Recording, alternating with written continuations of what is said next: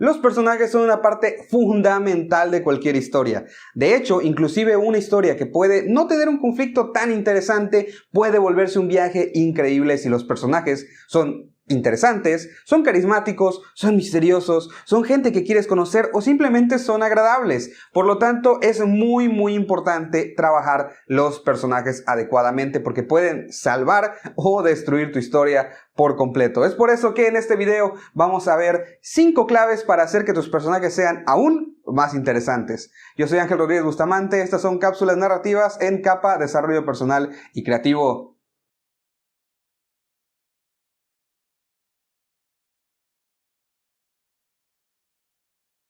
Número 1. Planifica el desarrollo de tu personaje. Muchísimas personas comenzamos a escribir la historia y a unir partes inconexas, ¿de acuerdo? Y no nos damos cuenta que muchas veces caemos en el error de ver la historia como un viaje puramente externo. Gran parte del peso que hay en la emoción, en la atracción de una historia, es en el viaje interno de un personaje, es decir, en su evolución, en su desarrollo de personaje. Por lo tanto, hay que ser muy metódicos en esta parte y hay que planificarlo. En nuestro curso, de hecho, damos una metodología totalmente concreta acerca de esto, pero lo que te puedo decir aquí es básicamente que pongas un inicio, pongas un fin y digas cómo quieres que inicie tu personaje y cómo quieres que termine. De esta forma no te vas a perder a medio camino y vas a poder sincronizar los hechos que quieres que pasen en tu historia con el hecho de que, pues, satisfaga o cuadre con lo que tú quieres que tu personaje sea al final. Por ejemplo, si yo quiero que mi personaje inicie como una persona alcohólica y codependiente emocionalmente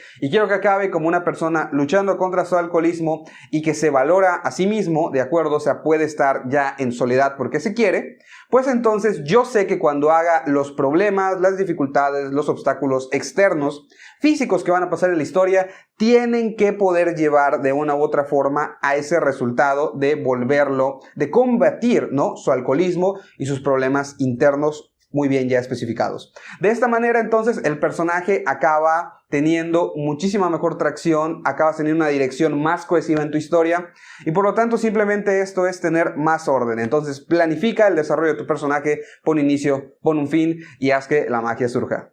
Número 2. Escribe sus creencias en tu ficha de personaje. ¿Qué quiero decir con esto? Tenemos que tener muy en claro qué es lo que cree nuestro personaje y tiene que ser muy concreto, ¿de acuerdo? Por ejemplo, vamos a poner que nuestro personaje es una persona que cree que lo correcto debe hacerse a toda costa, el mal debe de pagar, ¿de acuerdo? O sea, no solamente está mal, sino que el mal debe de pagar.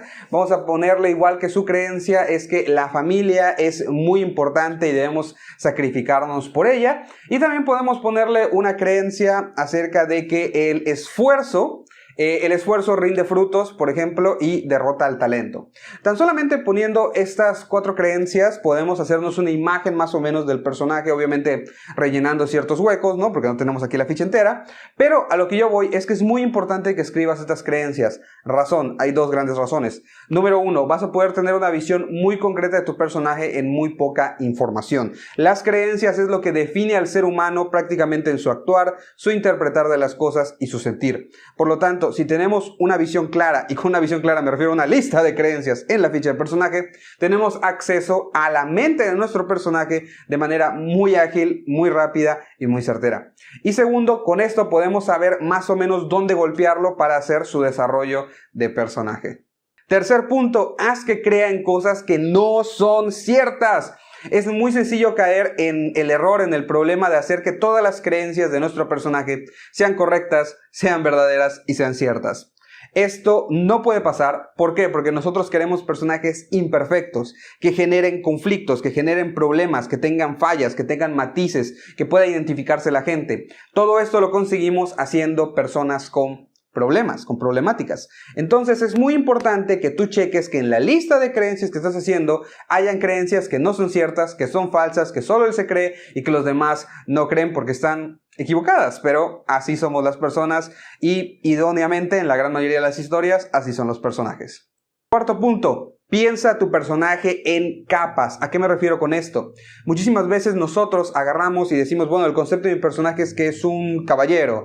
El concepto de mi personaje es que es una persona calmada o es una persona depresiva, ¿no? Esa es una dimensión, ¿de acuerdo? Es una capa, es una cara. Yo lo que te estoy recomendando es que le agregues más y de hecho puedes tomar de punto de partida tu primera capa. Por ejemplo, mi personaje es muy tímido. Bien, es su primera capa, pero lo que sucede es que también es una persona muy soñadora, que tiene muchos sueños, tiene muchos objetivos, es en realidad muy activa dentro de su casa para lograrlos, pero al mismo tiempo es una persona muy tímida y nunca te lo creerías solamente viendo sus interacciones afuera.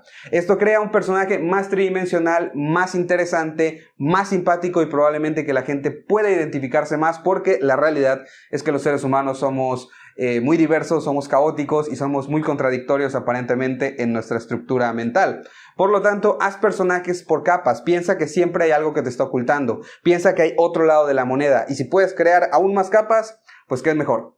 Quinto y último consejo, no solamente le hagas objetivo. Estoy seguro que tú habrás leído muchas veces que los personajes deben tener un objetivo porque es lo que mueve la historia, es lo que mueve el conflicto, etcétera, etcétera. Eso es muy cierto.